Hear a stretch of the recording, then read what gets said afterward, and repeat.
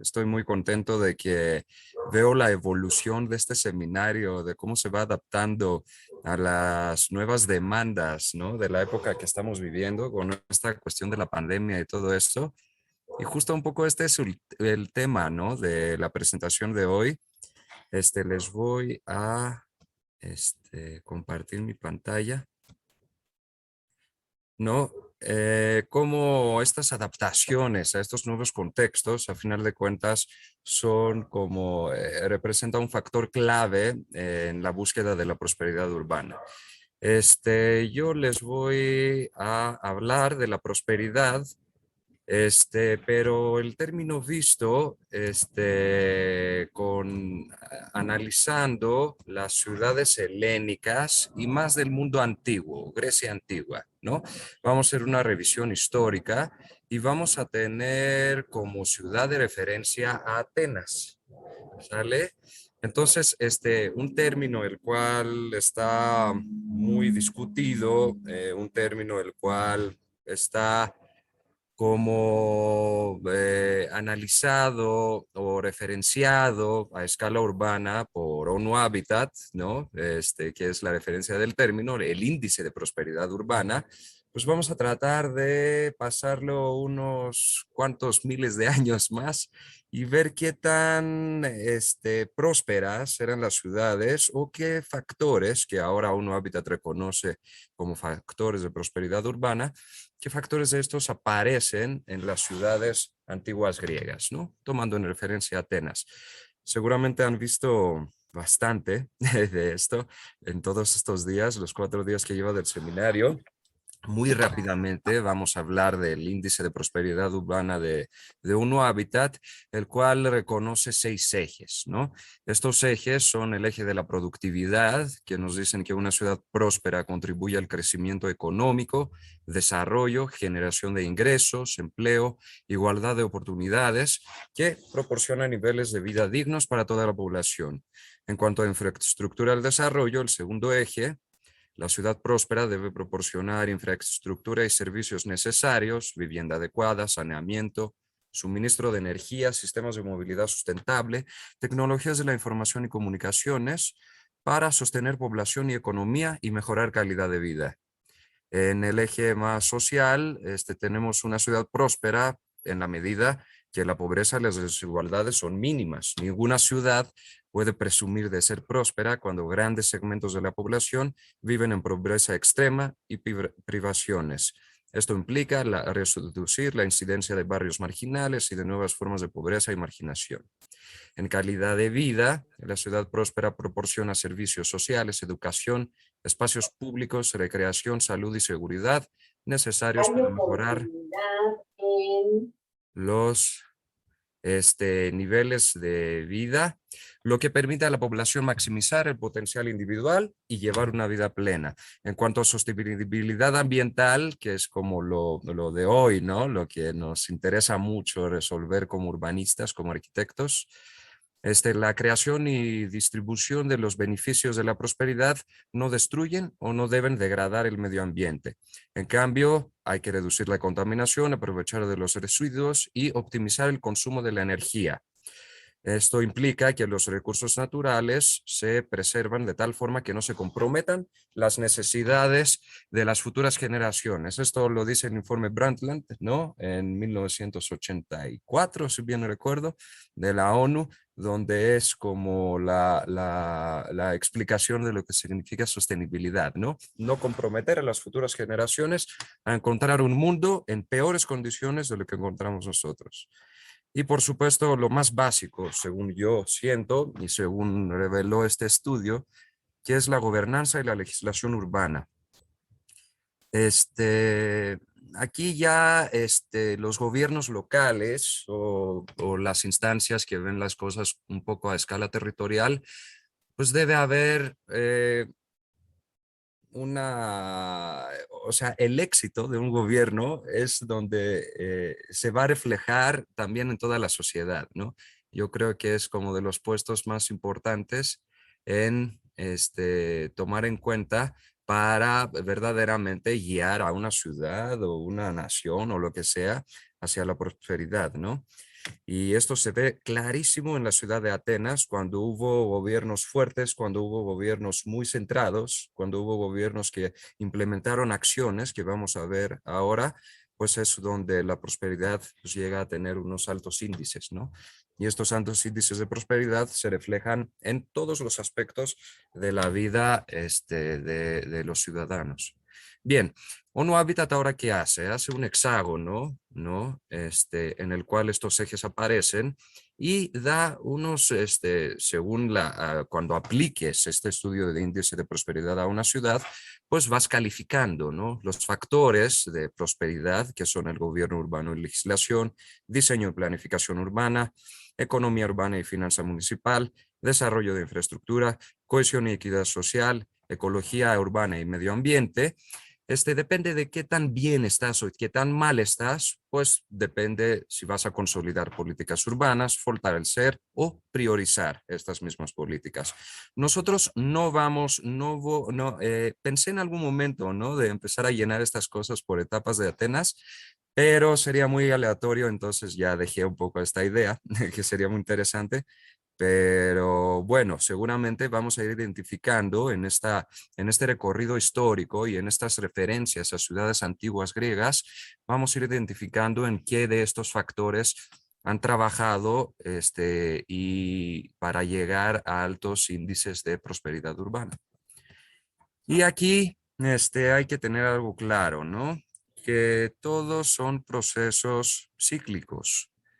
Michael Hopf, que es un escritor de como literatura apocalíptica estadounidense, dice que los tiempos difíciles crean hombres fuertes y los hombres fuertes crean tiempos fáciles. Los tiempos fáciles crean hombres débiles y los hombres débiles crean tiempos difíciles, ¿no? Esto refleja un poco este proceso, ¿no? De ciclos que hace también la sociedad y hay tiempos buenos y hay tiempos malos. Hay tiempos fáciles y difíciles, como dice Hopf aquí, ¿no? Y por supuesto que en los tiempos difíciles uno se ve obligado a forzarse, a superarse, ¿no? Y se fortalece y en los tiempos fáciles, pues las cosas están un poco más resueltas, entonces nos debilitamos un poco, ¿no? Y esto hace que este ciclo se va dando de manera natural. Atenas actualmente es una ciudad de 3.000 kilómetros cuadrados y que el área metropolitana que incluye el centro de Atenas, las colonias del norte, del sur, del oeste, del este y el Pireo, ¿no? El Pireo que es el puerto que se ve por acá, el puerto del Pireo. Aquí está el centro de Atenas, alrededor de la Acrópolis, y el centro de Atenas, para decirlo así, el municipio, si podríamos decir así, es de 1.030.000 habitantes. Y el área metropolitana, que incluye todas las conurbaciones, estamos hablando de 3.800.000 habitantes aproximadamente, según el censo de población que se hizo en 2011. Vamos a ver una breve historia de la ciudad para tener como la idea general y vamos a ir analizando etapa por etapa, buscando estos índices de prosperidad, ¿no? Que es nuestro tema central de la investigación. Atenas es una de las ciudades más antiguas del mundo, habiendo estado continuamente habitada durante 4.800 años. Situada en el sur de Europa, Atenas se convirtió en la ciudad principal de la antigua Grecia en el primer milenio antes de Cristo y sus logros culturales durante el siglo V antes de Cristo asentaron las bases de la civilización occidental. Durante la temprana Edad Media, la ciudad experimentó un declive, luego se recuperó bajo el último imperio bizantino y fue relativamente próspera durante el periodo de las Cruzadas, siglos XII y XIII, beneficiándose del comercio italiano. Tras un periodo de fuerte declive bajo el gobierno del Imperio Otomano, que fuimos en esclavitud por casi 400 años, Atenas reaparece en el siglo XIX como la capital del Estado griego independiente y autónomo. Nosotros vamos a llegar hasta ahí porque ya después la historia moderna de Atenas es otro tema de investigación que podría ocupar otra hora, ¿no? de presentación. Y aquí les pongo una imagen actual de la ciudad con Erección, con el templo Erección, destinado a la diosa Nike, y la vista hacia las montañas del norte y la mancha urbana, en la cual va ocupando el territorio que pueda. Aquí es una imagen de las cuevas, y estas cuevas que están en los montes alrededor de Atenas han sido habitadas desde... vi ayer que se reveló un estudio que encontraron encontraron cosas en las cuevas y dicen que es entre 11 y 7.000 antes de Cristo, no pueden ser más seguros, más exactos a esta fecha, donde tenemos ya la primera ocupación por humanos del sitio, sin que signifique que hubiera una ciudad ahí, ¿no? Ahí estaban ocupando nada más las cuevas. La ciudad se funde, para decirlo así, el 2800 aproximadamente antes de Cristo. La toponimia, porque se llama Atenas, por la diosa Atenea, ¿no? Aquí vemos el frontón del templo del Partenón, una reproducción que está en el museo actual de la Acrópolis. Y el mito dice que tanto Atenea como Poseidón solicitaron ser, que son los dos personajes centrales aquí, solicitaron ser patrocinadores de la ciudad y darle su nombre, por lo que compitieron entre sí por el honor, ofreciendo a la ciudad un regalo cada uno. Poseidón formó un manantial al golpear el suelo con su tridente, simbolizando el poder naval. Atenea creó el olivo y los atenienses, bajo su gobernante Cecrops el primero, aceptaron el olivo y nombraron la ciudad en honor a Atenea. Hicieron muy bien porque el olivo y los cultivos fueron un factor clave en darles poder en el mundo griego antiguo, ¿no? Si vemos un poco temas de localización, aquí pongo 9.000, pero es entre 11 y 7.000 aproximadamente antes de Cristo, ¿no? Donde se empieza a habitar en el periodo neolítico, en las cuevas que se encuentran en los montes, que están rodeando la llanura de Kifisos, o Céfiso en español, ¿no? Es este río, el cual está bajando. Aquí está el centro de Atenas, el Acrópolis, en esta parte, en este montículo que tienen vista periférica tanto del mar como de toda la llanura y de todos los accesos que podrían tener a la llanura posibles invasores, a lo mejor, ¿no? Y aquí están las montañas que van rodeando. Luego de esto se empieza a desarrollar el Acrópolis, que es el punto más mejor localizado para cuestiones defensivas, ¿no? Al final del cuarto milenio antes de Cristo, un poco más tarde. La Acrópolis es una posición defensiva natural que domina las llanuras circundantes. El asentamiento está a unos 7 kilómetros aproximadamente tierra adentro, desde el Golfo Sarónico, que es el mar aquí que da directamente a Atenas, y en el centro de la llanura de Céfiso, como dijimos. Al este se encuentra el monte Imitos, y al norte Pedeli, que no aparece aquí en el mapa porque está a mayor escala. ¿Okay? Pero son dos elementos naturales que representan como límites en la expansión urbana. Bueno, y vamos a más a detalle, historia de Atenas. Ya hablamos que estamos aproximadamente desde la Edad de Piedra, el Mesolítico, ¿no? Y por supuesto es habitada hasta el día de hoy, ¿no? Cuando empezamos a tener la ciudad ya establecida, el Acrópolis, todo esto, estamos hablando de la Edad de los Metales. En la Edad de Bronce, ¿no? Que ocupa un tiempo de 3600 a 1200 antes de Cristo. En 1200 hay un corte importantísimo que veremos en la historia de todas las ciudades griegas. Y aquí pongo esta imagen que refleja un poco la realidad actual que estamos experimentando los habitantes de Atenas, que es un diálogo constante entre construcciones modernas, construcciones bizantinas, construcciones antiguas, construcciones romanas, ahí como es una ciudad completamente construida en capas. Este es el Museo de Acrópolis que vemos, construido en 2016, proyectado por Bernard Tschumi, el arquitecto, y debajo, por supuesto, están construyendo ahí al lado de la Acrópolis, encontraron muchas ruinas. Y aquí están las casas que datan aproximadamente del siglo II después del Cristo. Estamos hablando de que en este momento hay ocupación romana en Grecia, donde se ven los patios, toda la infraestructura hidráulica para traer agua, para sacar el agua, ¿no? Que existía una ingeniería urbana muy sofisticada, ¿no? Que por supuesto en Roma también estaba. Entonces, este diálogo y este constante paisaje de diferentes etapas de la historia de la ciudad es algo que es un elemento muy atractivo de la ciudad, ¿no? Aparte del clima o del mar, por ejemplo, ¿no?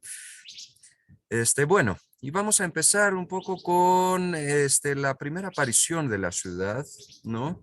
Y la primera aparición, como ya dijimos, se hace en el Acrópolis. Se crea una Acrópolis. El Acrópolis no es el monte, se llama el Acrópolis, sino Acrópolis se llaman todas las palacios, los cuales se construyen en los puntos más altos de una zona, en los puntos mejor protegidos, ¿no? Y aquí pues, vemos la Acrópolis micénica, ¿sí? De la cultura micénica.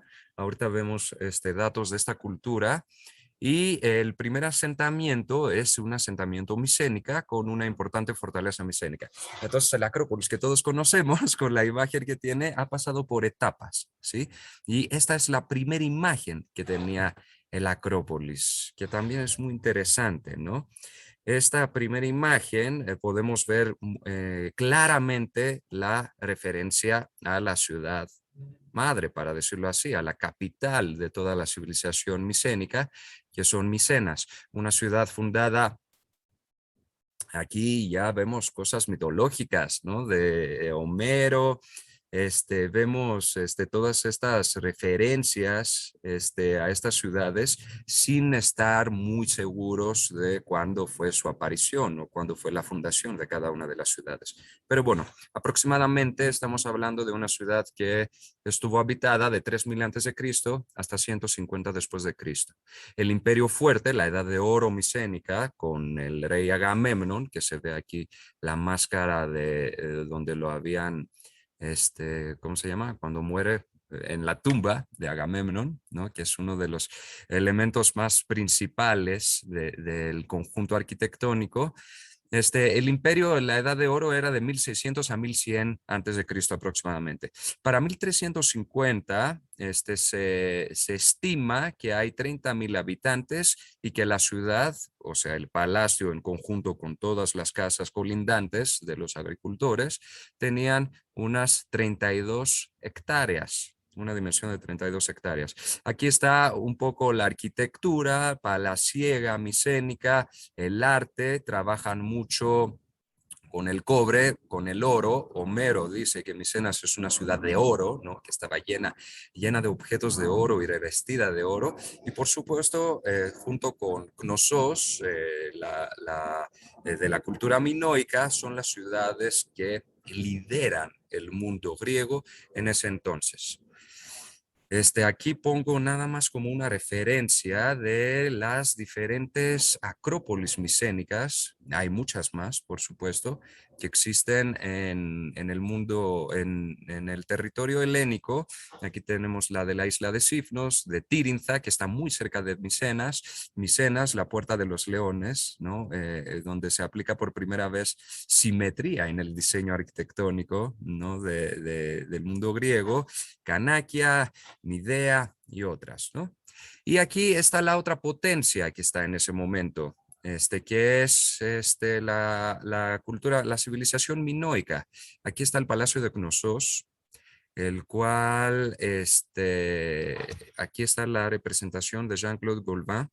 Este es un arquitecto, historiador, y creo que ha hecho estudios de arqueología también, francés, el cual está en Lyon, en la Universidad de Lyon, y está haciendo este tipo de representaciones, este tipo de dibujos como de ciudades antiguas y no tan antiguas, también medievales en todo el mundo. Tiene una obra impresionante y se la recomiendo que le echen un ojo, ¿no? Aquí hay fotos de cómo era la vida cotidiana. Estamos hablando tanto de la cultura micénica como de la cultura minoica, que son culturas en las cuales la mujer tiene una posición muy privilegiada en la sociedad. Y esto yo creo que fue uno de los factores principales a que prosperaran tanto estas, ¿no? El reconocer la mujer como igual en la sociedad que el hombre, porque ya después en la época de oro de Grecia, de siglo V y así, pues la mujer no tenía ningún derecho, ¿no? Tenemos un cambio radical en esta percepción. Pero bueno, aquí están las ruinas del Palacio de Rey Minos, actualmente como están, ¿no? Están en muy buenas condiciones y pueden ser visitadas, por supuesto, y está en la isla de Creta. En la Odisea, Homero se refiere a Creta como de las primeras referencias históricas que tenemos y dice, en algún lado existe Creta, isla en medio del mar, pintada de morado, rica y fértil, besada por el mar. La habitan muchos hombres, innumerables, en 90 ciudades. ¿No? Estas 90 ciudades, algunas de estas ciudades aparecen aquí. Los puntos rojos, red de ciudades en Creta minoica. Los puntos rojos son los palacios que existen. Los puntos azules son casas de campo, ¿no? O aglomeraciones ahí de agricultores y zonas de administración de las tierras agrícolas. Cuevas sagradas, tumbas, ¿no? Y santuarios en montañas. Tenemos toda esta tipología de asentamientos regados en toda la isla, ¿no? Es la isla más grande de Grecia.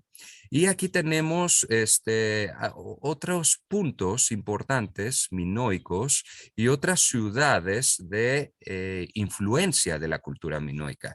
Vemos que poco a poco toda esta lógica sale del territorio de la isla y empieza a ocupar un territorio mayor. Y yo creo que ahí está el punto clave de la prosperidad en esta etapa de la edad de los metales, de las ciudades griegas. ¿Qué tanta influencia territorial tenías? Y aquí hay un mapa maravilloso, según yo, que nos muestra un poco, que nos ilustra esta cuestión de las redes en formación, ¿no? El comercio es la primera red en formación y quien estaba bien ubicado en esta red y quien estaba participando y liderando en estas redes, pues tenía altos índices de prosperidad. Aquí tenemos las rutas comerciales marítimas que estaban sucediendo en el mundo en ese entonces, ¿no? Las rutas terrestres por el territorio de Turquía actualmente, el territorio del Líbano y todo Asia Menor y todo el continente asiático del oeste, ¿no? Intercambios a larga distancia, claro, que no son rutas preestablecidas, sino son un poco de menor densidad. Y tenemos oro, plata, cobre, estaño, cerámica, vasos de metal, vasos y lámparas de piedra, sellos de arcilla y piedra, tejidos, espadas, una cosa que no sé qué es, lapislázuli, yo creo que es una piedra ahí, ámbar, obsidiana, madera y marfil, que son los principales productos comerciales los cuales se mueven. Y si vemos un poco quién tiene, Micenas tiene dos, ¿no? Las Cícladas con Sadorín y todas las islas aquí alrededor tienen tres. Y de repente vemos aquí Creta, Knossos, Festos, Paleocastro, las tres principales palacios que producen madera, que producen espadas, que producen tejidos, que producen vasos y lámparas de piedra, que producen vasos de metal y cerámica, ¿no? Entonces tienen una alta producción y vemos claramente que hay una producción ya industrial, ¿no? De las cosas. O sea, aunque la isla no te puede ofrecer metales valiosos como y piedras valiosas y no sé qué cosa, te ofrece a lo mejor madera, producción agrícola, pues ellos se ponen a comprar de otros lados y transformar estas cosas y vender. Entonces aquí ya tenemos una primer pista, ¿no? De que los minoicos lideraron porque se pusieron a crear industria, ¿no? Con lo que se permitía en ese momento. Y esto es lo que les posiciona en el mundo de ese entonces, y esto es lo que les permite establecer sus redes de comercio, como vemos aquí en este mapa. Entonces, tenemos de la escala local, cómo pasamos a la escala regional y cómo hay una congruencia y un eje muy claro de qué es lo que vamos a hacer nosotros como minoicos, ¿no? Están hablando de que Creta minoica durante el reino del rey Minos, que es el rey mítico de ahí, hijo de Zeus y elegido por Poseidón para reinar a Creta, tenían unas, aparte de Creta, tenían otras 100 islas, ¿no? En el imperio minoico. Bueno, otro punto de referencia, Troya, rápidamente la vamos a repasar esta. Aquí está la representación de Jean-Claude Gauvin. Aquí están las ruinas actualmente como están, ¿no? Que era una otra parte otra ciudad muy importante en el mundo griego de ese entonces, ¿no? Hasta 1200 antes de Cristo. Y Troya, ya conocemos todos la Odisea, ¿no? De Homero. Es el escenario donde la Ilíada, perdón, es el escenario donde se desarrolla la Ilíada, la guerra de Troya. Agamemnon, ¿no? Que es el rey mítico de Micenas, junto con todos los héroes que Homero coloca ahí en su barco para ir a atacar a Troya, que también son griegos, ¿no? Nada más que eran otra tribu. Aquí está, ¿no? Va Odiseo, va Hércules, va Aquiles, ¿no? Van todos los héroes de la mitología griega. Y Odiseo se le ocurre la idea de hacer el caballo de Troya, ¿no? De introducirse, porque ya llevaban 10 años afuera de Troya y no podían entrar. Troya, estamos hablando de una ciudad inmensa, con unos muros inmensos, ¿no? Murallas impenetrables. Entonces, el ingenio y la inteligencia de Odiseo ayuda a desbloquear eso, ¿no? Y entrar dentro de la ciudad. Entonces, el caballo de Troya en la mitología griega representa esta caída de la ciudad de Troya. Teseo matando al Minotauro representa la caída de la cultura minoica. Y vemos cómo esta cuestión de la mitología griega es como una aproximación muy sensible a contextualizar de manera un poco imaginaria, ¿no? Los grandes cambios que sucedieron en la historia del mundo helénico. Y llegamos a 1200 a.C., siglo XII a.C., donde tenemos el cátodo, la bajada de los dorios. Los dorios son una tribu griega, la cual vive en el norte de Grecia, aquí como lo percibimos ahora, ¿no? Y aquí se ve un poco toda esta bajada que hicieron y estos movimientos. Los dorios bajaron hasta el sur del Peloponeso, ocuparon Creta, ocuparon todo el sur de las islas, y los jonios, los eolios, los arcadios, que eran las tribus que ya residían, se vieron obligadas a trasladarse. Hubo movimientos y la bajada de los dorios fue un poco agresiva. Ellos, aquí pongo a Hércules, ¿no? Se consideran como los descendientes de Hércules. Se llaman Heraclidis, ¿no? Los Heraclides, en español yo creo. Y vienen a proclamar las tierras de Hércules. Hércules es de Argos, ¿sí? Que es la ciudad más antigua griega. Que está actualmente habitada también. Es una ciudad pequeña con vocación de cultivos actualmente y de ganado, ¿ok? Porque están en una tierra bastante fértil, muy cerca de Micenas, a unos 10, 11 minutos de Micenas, nada más. Y Tirinza, ¿no? De las que les mostré ahí la otra. Son tres ciudades muy importantes, junto en Corinto, toda esta parte, ¿no? Todo el Peloponeso en conjunto con Atenas, estamos hablando de una aglomeración muy importante de ciudades de polis kratos en este momento. Bien, aquí tenemos los yacimientos minoicos y micénicos, que era como la separación básica. Los dorios bajan y arman una nueva realidad, ¿no? Y en esto surgen diferentes tipologías de las ciudades. El modelo espacial de la ciudad es el modelo de la polis Kratos que veremos ahora.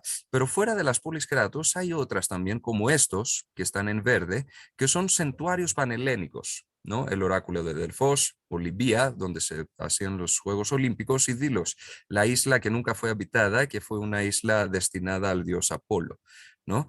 Entonces, vemos que estos, aunque tú estuvieras en guerra con los jonios con los dorios o no sé qué, todos tenían acceso todo el tiempo libre a estos lugares, como reconociéndolos como derecho de todas las tribus que habitan Grecia a visitarlos, ¿no? Bueno, entonces, la polis Kratos, ¿no? Se traduce por ciudad-estado. Aquí está como una ilustración de lo que era la polis Kratos. En efecto, se trata de un estado de reducidas dimensiones, normalmente aglutinado en torno a una ciudad. La polis alude a una comunidad política, autónoma y soberana. A nivel territorial se plasma en dos espacios. Uno dentro de las murallas, el Asti, el núcleo urbano que funciona como capital del estado. En él se concentra el poder político y religioso, y más exactamente en el ágora o espacio público central, ¿no? Que sería este espacio por aquí. En las inmediaciones del ágora solían encontrar lugares emblemáticos como la tumba del héroe fundador de la polis y el lugar donde se reunía la asamblea de los ciudadanos. Y la jora, ¿no? Que es todo lo alrededor, el territorio rural dependiente de la polis, donde vivía buena parte de la población, concentrada en pequeñas aldeas, y son los agricultores. Y el mundo griego ya se transforma un poco, surgen nuevas ciudades, otras desaparecen, ¿no?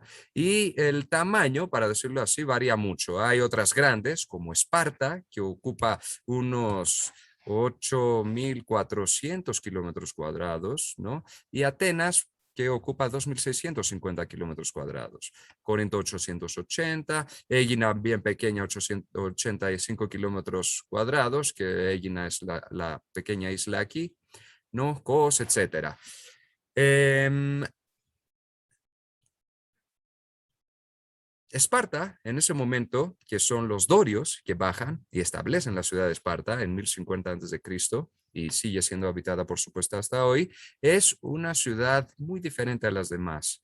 Thucydidis, en la guerra del Peloponeso, se refiere a Esparta y dice, dado que la ciudad no tiene templos ni edificios suntuosos y no está construida de forma conjunta, sino que está formada por aldeas dispersas a la manera antigua de Grecia. Entonces, aunque en todo el mundo helénico hay un movimiento de crear como unas bases de tipología de ciudad, Esparta sigue siendo como una ocupación del territorio a la manera antigua de Grecia, como dice Thucydidis, ¿no? Hay mucha extensión, no hay una concentración de edificios en algún lado, sino ocupamos toda esta llanura de Esparta, muy fértil, ¿no? Por supuesto, esto les ayuda mucho a tener este poder económico y por supuesto todo lo que significaba este cambio, ¿no? Un poco de la forma de percibir la sociedad muy militarizada, ¿no? Con aspectos de ética y todo este deseo que tenían de los espartanos de permanecer en la historia, ¿no? Después de su muerte, todas estas cosas muy bonitas que sucedían. Bueno, ahí está Esparta, ¿no? Esparta lidera hasta antes del siglo de oro de Atenas, es la polis Kratos más importante y más potente que define la historia por 600 aproximadamente años durante la Grecia antigua, ¿no? Olivia, otra ciudad. Aquí hablamos ya de santuarios panhelénicos, de estos que aparecían en triángulos verdes en el mapa, ¿no? Olivia está destinado a Zeus, ¿no? Es una ciudad que tiene lugares para investigación de medicina, que tiene infraestructura deportiva y que cada 4 años, desde 776 a.C.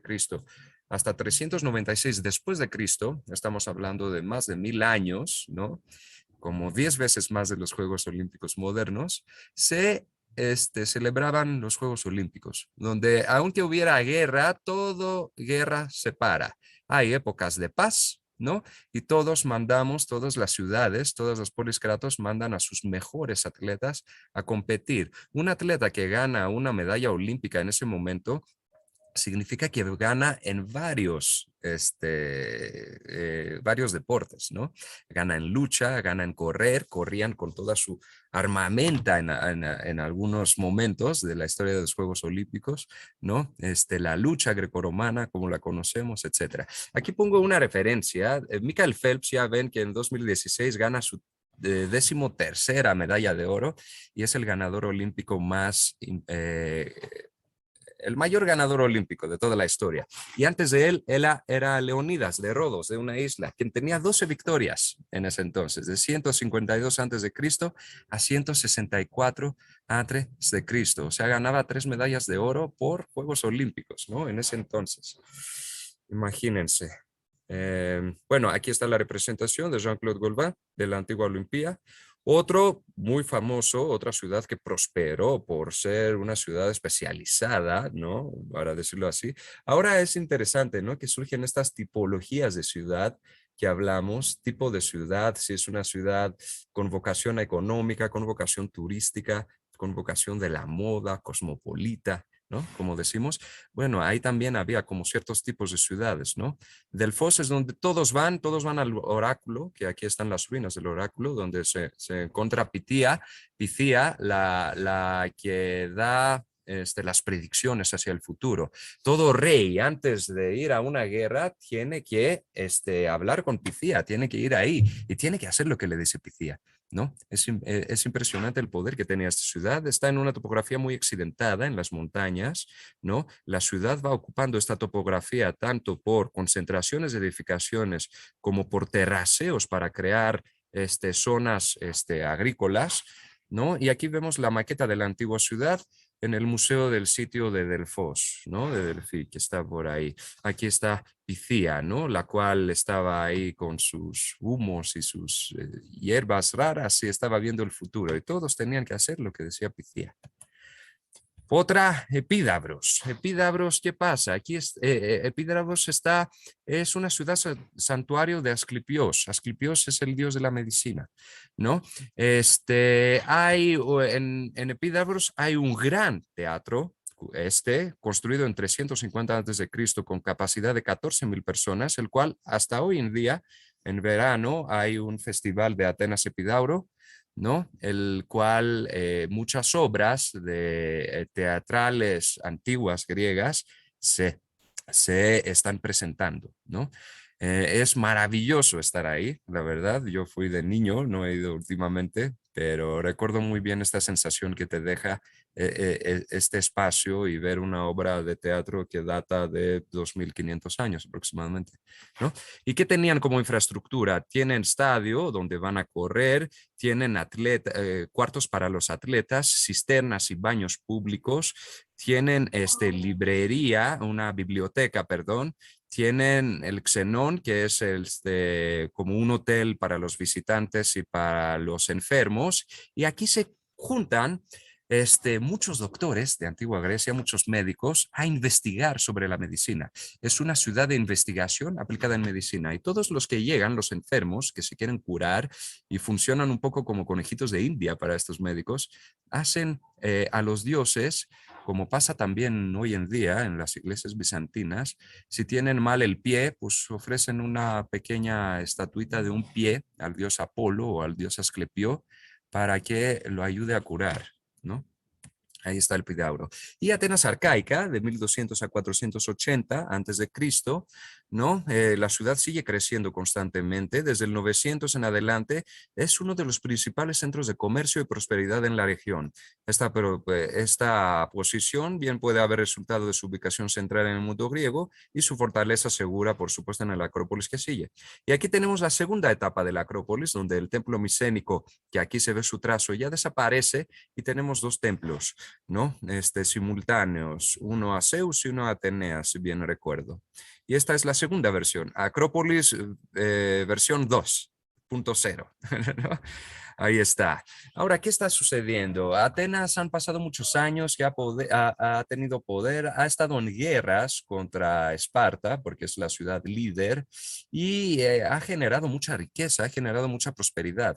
Pero durante todo este tiempo, poco a poco, los pocos, la oligarquía, ha llegado a ser beneficiada de este poder y de esta prosperidad y de estos flujos económicos que están pasando en la ciudad. Por otra parte, los pequeños propietarios se arruinan ante la competencia del trigo extranjero y no les queda otro camino que prestarse dinero de los ricos aristócratas. Ante la imposibilidad de pago, quedaban como arrendatarios de sus propias tierras, incluso se convertían en esclavos.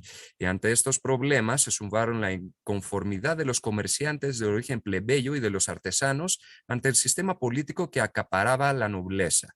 La guerra civil era inminente en Ática y los nobles tenían que hacer concesiones. Estamos en un punto donde debe haber cambios políticos porque ya estamos en una etapa muy difícil de la historia de Atenas. Y llega Solon, una mente brillante, quien un poco piensa en estas cosas y dice, tenemos que cambiar radicalmente todo. Y hace las reformas. Su primer medida es anular definitivamente todas las deudas. Nadie debe a nadie. ¿no? que perjudicaban al sector agrícola. Ordenó que todos los esclavos por deudas fueran liberados. Decretó la anulación de todas las deudas y prohibió los préstamos dando como fianza a la propia persona, o sea, que te esclavices si no pagas.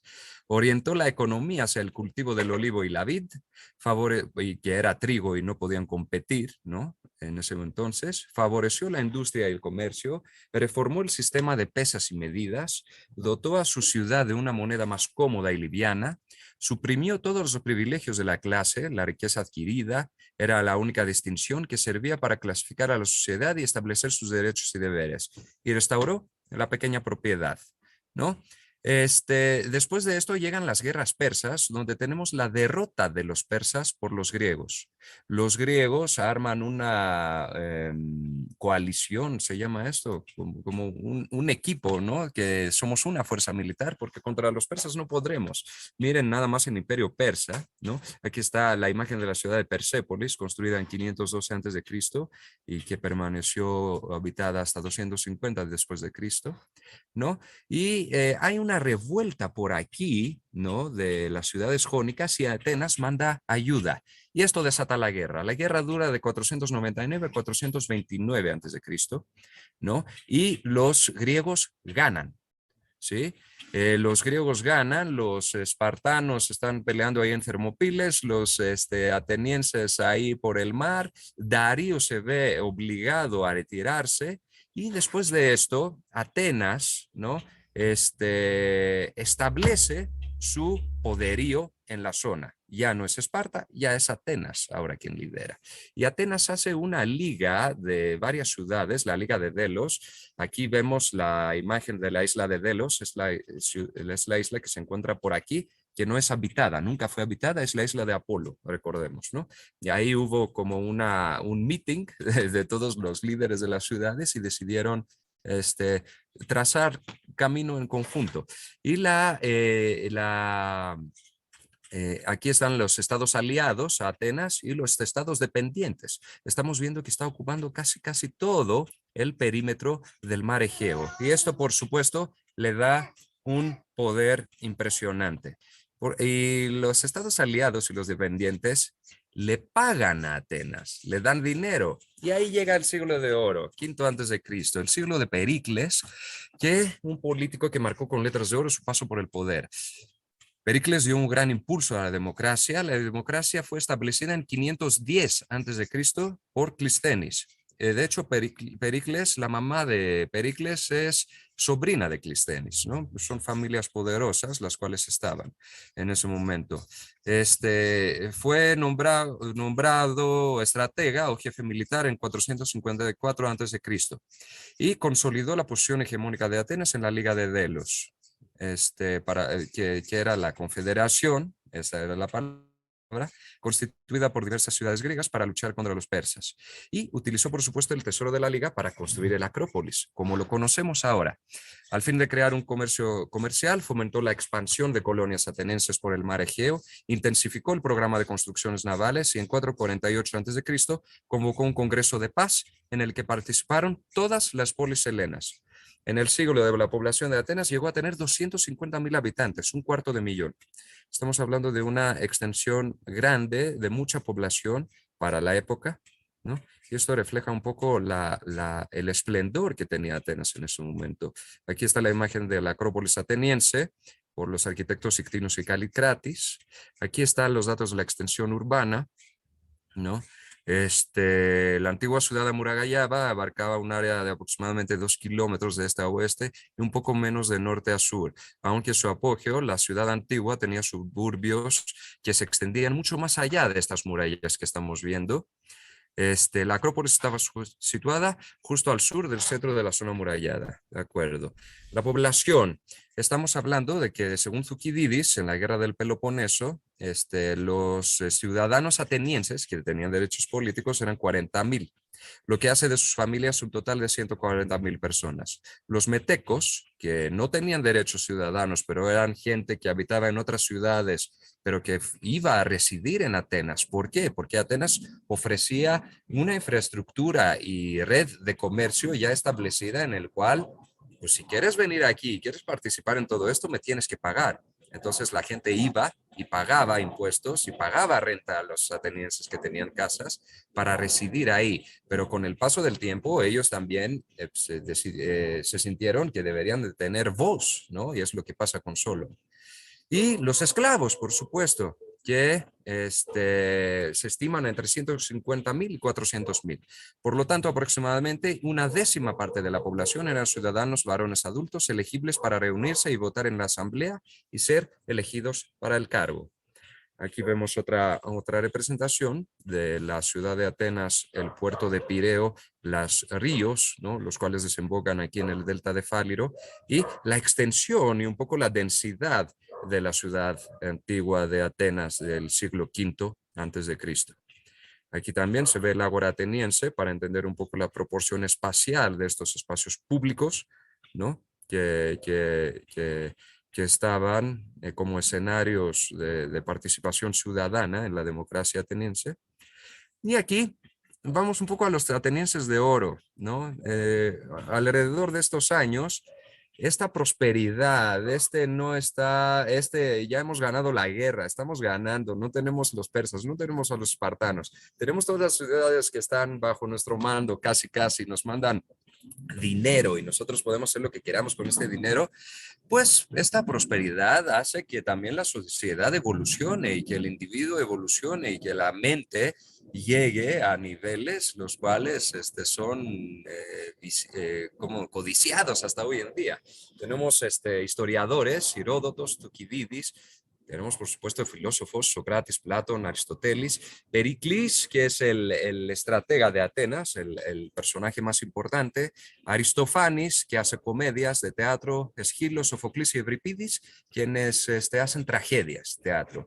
Pericles hizo algo muy importante con su segunda esposa, Aspasia, que era una mujer muy culta, decidieron como invertir mucho en la cultura, ¿no? Por eso surgen tantos personajes.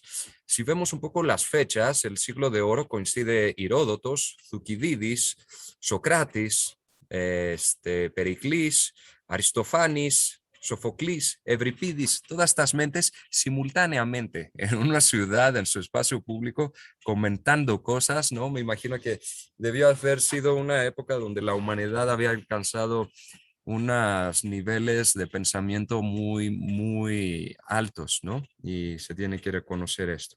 Bien, y estos personajes, desde antes, porque pues, yo pongo los de la época nada más, pero hay otros como Anaxímandros, ¿no? Anaxágoras, que son anteriores, ¿no? No en Atenas, en otras ciudades, en todo el mundo helénico, pero el pensamiento a final de cuentas permea toda esta etapa de 900 hasta quién sabe cuándo, ¿no?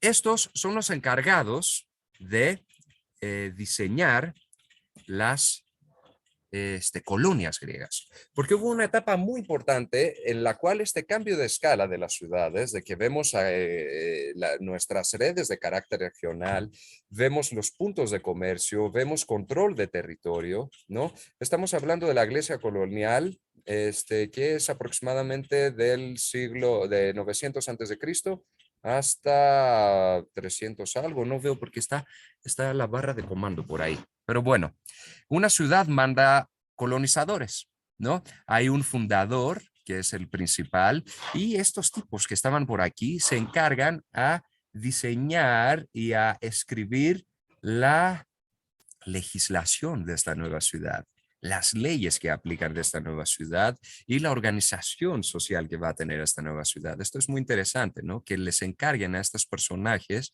a estos pensadores, que visualicen una nueva forma un poco de habitar la ciudad, una nueva forma de organizarnos, la sociedad. Y esto es algo muy interesante. No me voy a meter a más detalle a esto. Nada más, aproximadamente mandan 1000 expedicionarios para establecer la ciudad en naves de guerra. La fundación, por supuesto, se acompaña de ceremonias religiosas, ¿no? Y los emplazamientos preferidos para asentar la nueva ciudad eran pequeñas islas frente a la costa, penínculas, desembocadura de ríos, como pasó también aquí con la invasión un poco española, ¿no? En América Latina. Las mismas caracterizaciones de geolocalización pues se aplican en toda la historia de la humanidad. El objetivo era facilitar el contacto con los pobladores indígenas y al mismo tiempo procurar una fácil retirada en caso de necesidad, porque no era seguro que iban a estar bien recibidos. El urbanismo de las colonias solía ser hipodámico, vertical, horizontal, se repartían parcelas entre los nuevos colonos y se reservaban tierras para uso comunal. Con el tiempo se desarrollaron aristocracias locales, por supuesto. La primera, para que tengan el dato, es esta, Tarso, ¿no? En el sur de Turquía actualmente y de la isla de Rodas, que se encuentra por aquí, fueron los primeros colonizadores que empezaron toda esta etapa de Grecia colonial, que le dio mucho auge al mundo helénico. El mundo helénico era el que controlaba todo el Mediterráneo, ¿no? Por supuesto están los fenicios también, creo que aquí aparecen los fenicios. Emplazamientos fenicios son estos que están en toda la parte sur del Mediterráneo. ¿Sí? Y por la parte norte del Mediterráneo tenemos los griegos, los cuales aquí tenemos colonias jonias, dorias, aqueas, ¿no? De todas las tribus van y mandan y hemos llegado a tener una ocupación de todo lo que se podía llegar por mar. Hasta aquí es, según el mito, la puerta donde llega Hércules, ¿no? En ese entonces. Entonces imagínense el control de esto. Y aquí vemos que poco a poco va cambiando un poco la escala regional de cómo vemos las cosas. Antes teníamos nada más a Grecia y el mundo helénico, después nos pasamos un poco con Magna Grecia, aquí en el sur de Italia, ¿no? El contacto con Egipto, el contacto con los fenicios, pero ahora ya estamos en una etapa donde todo el Mediterráneo es el escenario donde se establecen las redes coloniales de las ciudades griegas. Y llega a un poco poner, ¿cómo se llama? Consolidar esta nueva escala Alejandro Magno. Y el imperio de Alejandro Magno, uno de los imperios más grandes que ha conocido la humanidad, ¿no? El reino de Macedonia, que están en el norte aquí de Grecia, se estaba volviendo dominante en los asuntos atenienses. A partir del siglo IV, Atenas entra en una crisis que la llevará a la decadencia social, justo después del siglo de oro, ¿no? Estos ciclos que estábamos hablando en el inicio. Las guerras debilitaron su economía, muchos pequeños propietarios pasaron a engrosar la plebe. En 338 a.C., Atenas fue derrotada en la batalla de Gironia por Filipo de Macedonia y perdió definitivamente su independencia. Filipo es el papá de Alejandro Magno. Posteriormente, las conquistas de Alejandro Magno ampliaron los horizontes griegos e hicieron obsoleta la tradicional ciudad griega, ¿no? Aquí tenemos un cambio del modelo económico y espacial de cómo operan las ciudades. Atenas siguió siendo una ciudad rica, con una brillante vida cultural, pero dejó de ser una potencia líder. Después de las conquistas de Alejandro Magno en el siglo IV a.C., la población de la ciudad comenzó a disminuir a medida que los griegos emigraron a los imperios helenísticos del este. ¿Ok? Entonces hay una migración fuerte en todas estas oportunidades de las nuevas ciudades que estaba fundando Alejandro Magno. Y como tenemos el imperio de Alejandro Magno, simultáneamente tenemos el imperio romano, por supuesto, ¿no? Y ya Atenas queda un poco entre estos dos mundos. Es ocupada por los romanos. La ocupación romana empieza el 146 a.C. hasta 395 después de Cristo. Bajo Roma, a Atenas se le otorga el estatus de ciudad libre debido a sus escuelas que eran muy admiradas. El emperador romano Adriano, en el siglo II después de Cristo, construyó una biblioteca, un gimnasio, un acueducto que todavía está en uso, varios templos y santuarios, un puente y financió la terminación del templo de Zeus Olímpico, ¿no? Entonces tenemos el Ágora ateniense, mucha obra de Adriano, ¿no? En el Ágora ateniense y una nueva reconfiguración espacial para que el espacio público se adapte a los nuevos requerimientos de la época. Atenas sigue siendo un centro de aprendizaje y filosofía durante sus 500 años de gobierno romano, patrocinado por emperadores como Nerón y Adriano. Y tenemos la imagen también de la Acrópolis y de los alrededores, tal como la conocemos ahora. Ya después no hay mayores cambios, mayores transformaciones espaciales. ¿Sí? El imperio de Alejandro Magno, por supuesto, después de su muerte se divide, ¿no? Ya no existe. Y el imperio romano, el cual ya ha ocupado todo el espacio, ha tomado como el lugar de los griegos, de los fenicios en ese entonces, se ha expandido hacia el norte, ¿no? Hasta Inglaterra y todo eso, ¿no? Se divide en dos. Y tenemos dos ciudades importantes, la ciudad de Roma, el imperio romano del occidente, y la ciudad de Constantinopla, que es el imperio romano del oriente, ¿no? La ciudad de Constantinopla es como la continuación griega del imperio romano, para decirlo así.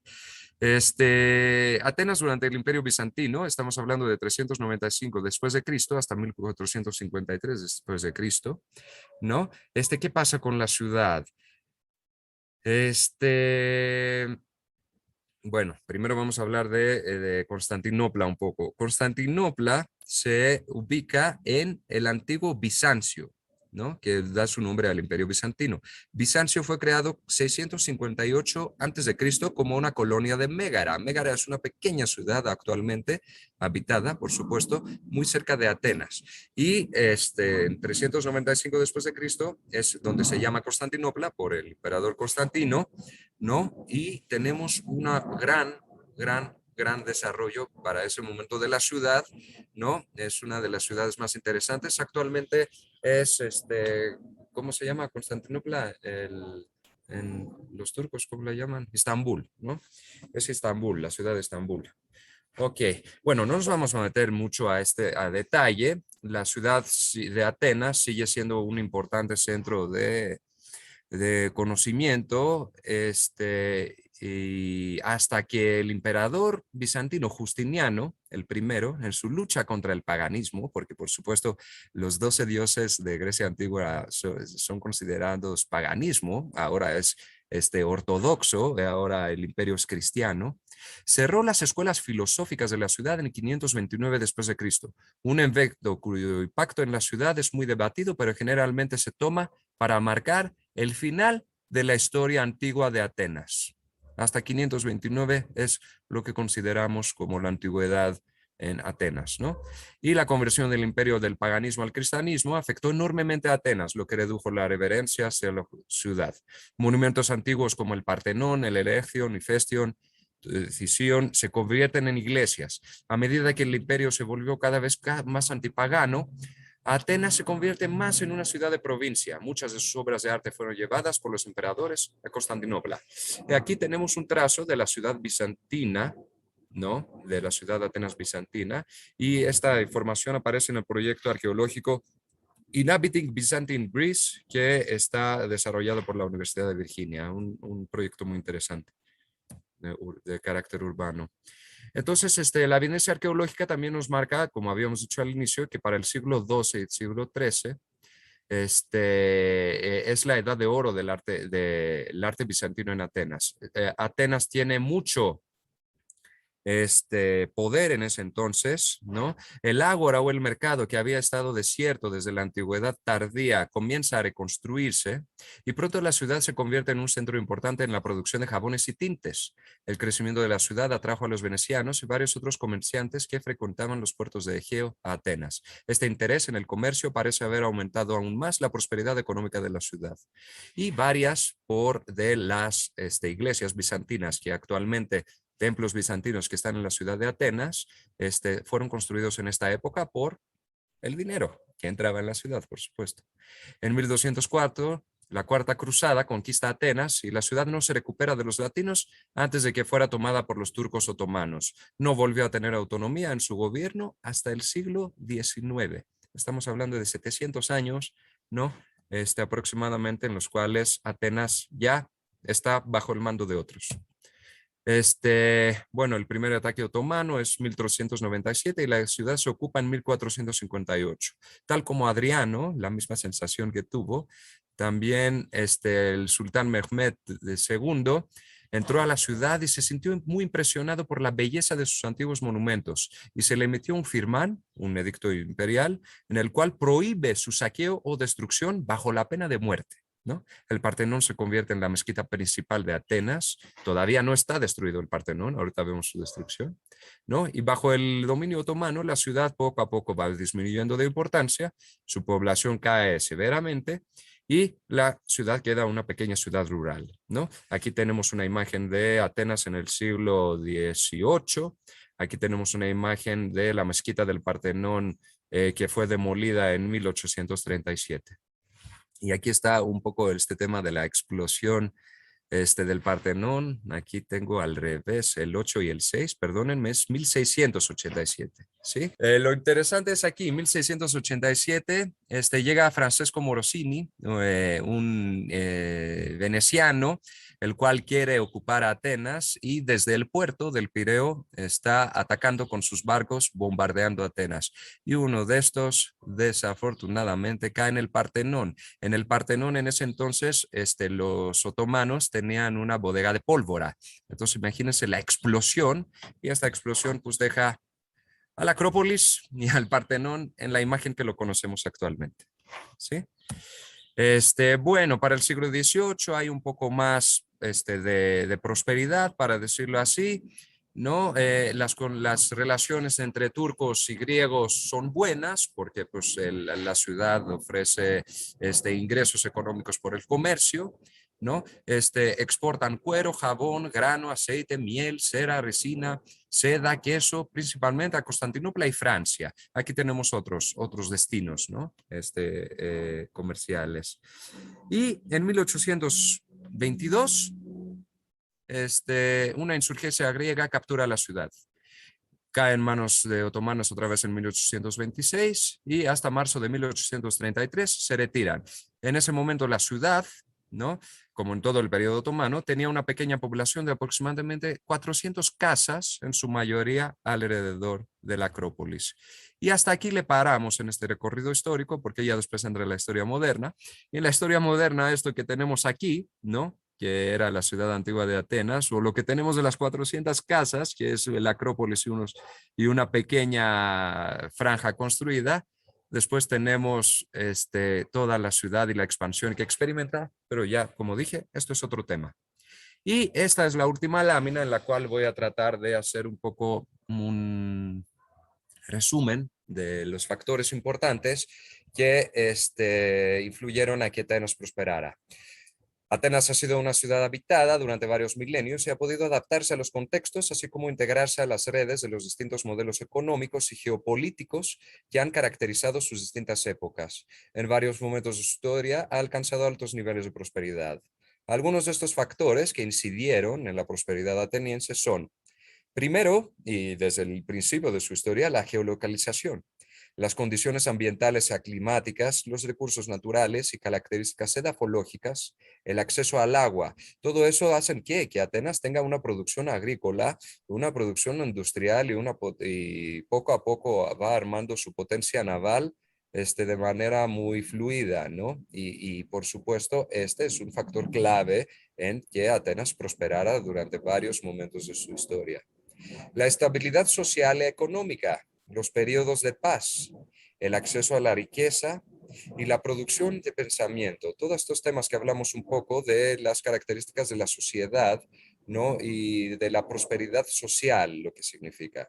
La estabilidad política, la participación activa de los ciudadanos, la democracia y los derechos políticos abiertos para la mayoría del segmento de la población. La adaptabilidad, que creo que es la palabra clave aquí, ¿no? Durante toda su historia hay nuevas relaciones de poder, hay nuevos contextos geopolíticos, hay nuevas escalas de regionales y escalas de regiones económicas, las cuales se aplican en el mundo del Mediterráneo, en el mundo europeo, y vemos como que hay intenciones, hay políticas, hay decisiones las cuales tienden a seguir un poco a estas escalas y adaptarse a estas nuevas condiciones. Y por supuesto, ¿qué tan integrado estás? La integración a las redes comerciales existentes, a las redes portuarias, las alianzas estratégicas que se están armando, la colonización como un tema, ¿no? Vemos todos estos momentos de la historia de Atenas en los cuales los altos índices de prosperidad coinciden con altos índices de integración a las realidades en las cuales se encuentra la ciudad. Y yo creo que sin más, por el momento, podemos dar fin a mi participación. No hay preguntas específicas, pero bueno, yo, digamos, comentaría y te pediría tu opinión, que parece que, bueno, tú ya señalaste en tus conclusiones cuáles te parecen que son los aspectos más relevantes del éxito durante muchos siglos de esta cultura fantástica, que es la griega y Atenas en particular, y que es un mito importantísimo en la civilización. Pero yo creo que el común denominador también, Cristo, es que existe ahí en la historia, nos los dice, esta gran cultura y de la ciudad de Atenas principalmente, es la prosperidad económica. Yo creo que el primer día, incluso Maruja nos presentaba que actualmente se pone en duda que la prosperidad económica, el crecimiento económico, sea únicamente el factor de progreso y de prosperidad en términos sociales, en términos de la sociedad. Pero yo creo que la historia nos ha mostrado que las grandes culturas, las grandes civilizaciones, han cimentado esto a partir de una prosperidad económica. Y el caso que nos has mostrado, con todos los atributos o características que tú nos señalas, pues muestran eso, que han aprovechado y se han adaptado a diferentes momentos para generar esa prosperidad económica que a su vez permite el progreso, la prosperidad en otros campos, en la filosofía, en la ciencia, en el arte, la arquitectura, etcétera, ¿no? Es difícil que pueda haber ideas si el estómago está vacío, ¿no? Y lo mismo pasaría con una ciudad y con una cultura completa. No sé si te merece algún comentario adicional a lo que te digo. Estoy completamente de acuerdo que la prosperidad económica es la base, ¿no? Sin dinero no podemos hacer nada, ¿no? Sin ingresos, sin tener mucha población la cual participa en el comercio, es beneficiada por todos estos flujos económicos, pues no podemos llegar a una prosperidad, ¿no? De esta población. Y algo importante también es que si yo estoy en unas muy buenas condiciones, en poderío económico, y tengo a otras ciudades basales, y tengo a otros que me pagan impuestos, por supuesto los otros no están bien, ¿no? Entonces, siempre hay una lucha ahí. Y si una ciudad, una región es próspera, a lo mejor la otra está castigada, ¿no? Y está en su punto de abajo, y después van a cambiar las cosas. Y tenemos en constante estos ciclos de los cuales hablábamos, ¿no? Pero seguramente en cada momento de la historia de Atenas donde hay prosperidad, se habla de la prosperidad económica. Nos adaptamos con las redes de comercio, nos adaptamos con la producción agrícola en su momento, nos adaptamos con las redes establecidas entre Francia, Constantinopla y no sé qué cosa. Siempre hay una adaptación a las redes de comercio para crear flujos económicos, por supuesto, y es la base, ¿no? Más que si el clima está rico o si hay playas o si tenemos algo de producción, pues lo básico es que haya prosperidad económica y estoy completamente de acuerdo con esto, ¿sí? Bueno, muy bien. Mira, nos siguen llegando más comentarios en el chat. No hay preguntas, pero sí hay comentarios. La maestra Andrea Amador de Oaxaca escribe: mi reconocimiento por su capacidad de síntesis para transmitirnos en tan solo algunos minutos varios siglos de historia de las ciudades clásicas. Muestra clara de culturas que sin duda han hecho gala de prosperidad. Bien. Agradezco mucho su atención y aprovecho para mandar saludos a todos los ponentes que desafortunadamente no nos podemos ver, como sucedía cada año ahí en el SUI, que era un evento también muy grato, ¿no? De ver todos estos personajes. Esperemos que pronto podamos llegar Esperemos que pronto. Muy bien. Gracias, Sergio. al formato.